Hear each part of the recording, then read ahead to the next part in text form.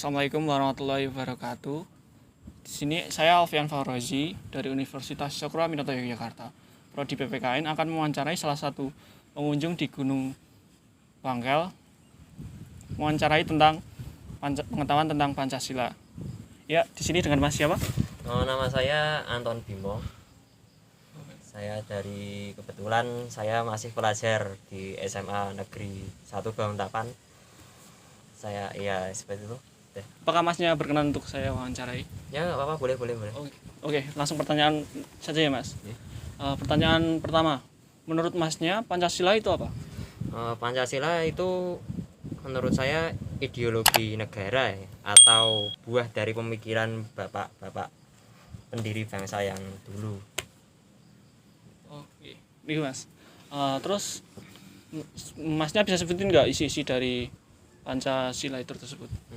Pancasila kan ada 5. Oke. Yang pertama itu 1. Ketuhanan yang Maha Esa.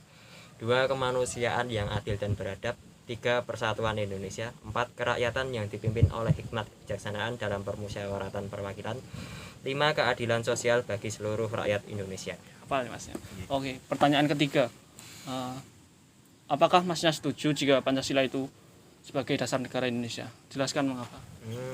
Pancasila itu dalam pembentukannya melalui proses yang panjang dan melalui bahasa Jawanya rembuk atau musyawarah yang dengan seluruh lapisan masyarakat di Indonesia.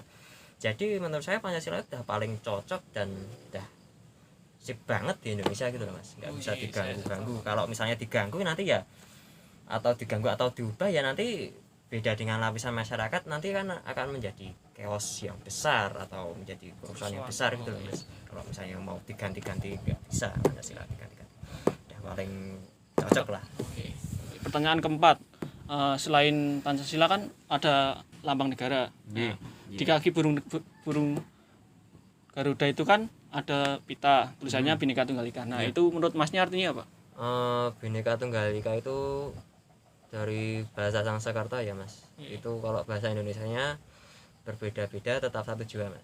Berarti kayak sebuah persatuan gitu. Gitu. Terus pertanyaan terakhir nih Mas. Sebutkan contoh konkret penerapan Pancasila pada saat ini.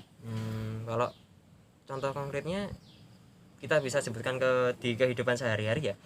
Di sila pertama kita sebagai umat beragama bisa beribadah dengan keyakinannya masing-masing. Yang Islam bisa sholat 5 waktu, yang Nasrani bisa ke gereja, terus yang Hindu ke pura, yang Buddha ke wihara, yang Konghucu ke kelenteng. Terus yang kedua itu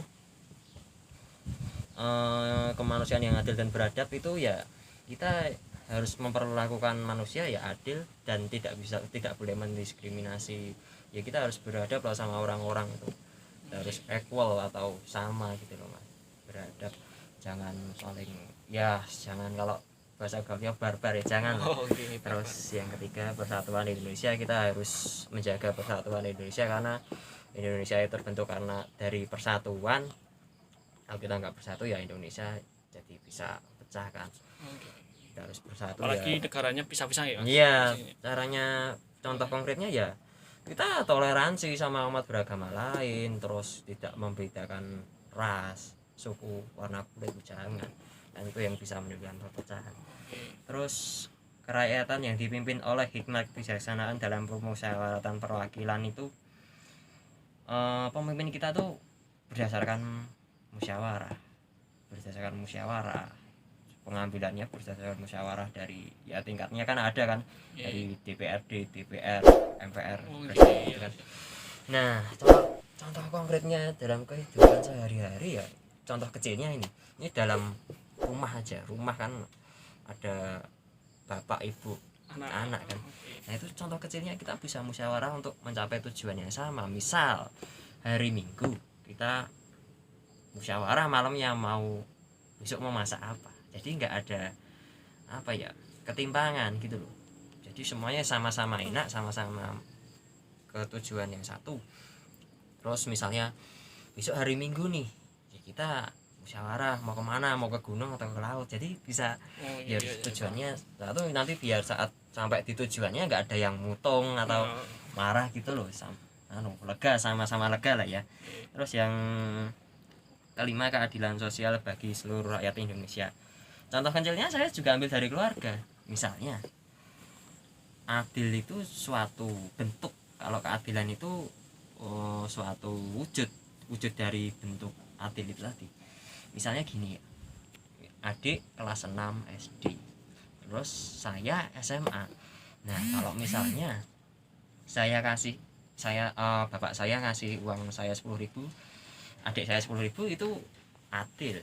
Tapi wujudnya keadilan itu kan gini loh, saya sebagai anak SMA kan ya juga perlu entah itu bensin atau ATK yang lain, internet. Sedangkan adik saya yang SD ya masih diantar atau nyepeda ya kan, belum boleh motor gitu. Berarti tergantung kebutuhan ya Mas? Ya tergantung kebutuhan, itu namanya keadilan. Oke. Keadilan sosial bagi seluruh rakyat Indonesia. Ya. Terima kasih ya Mas. Sekian dari saya. Wassalamualaikum warahmatullahi wabarakatuh.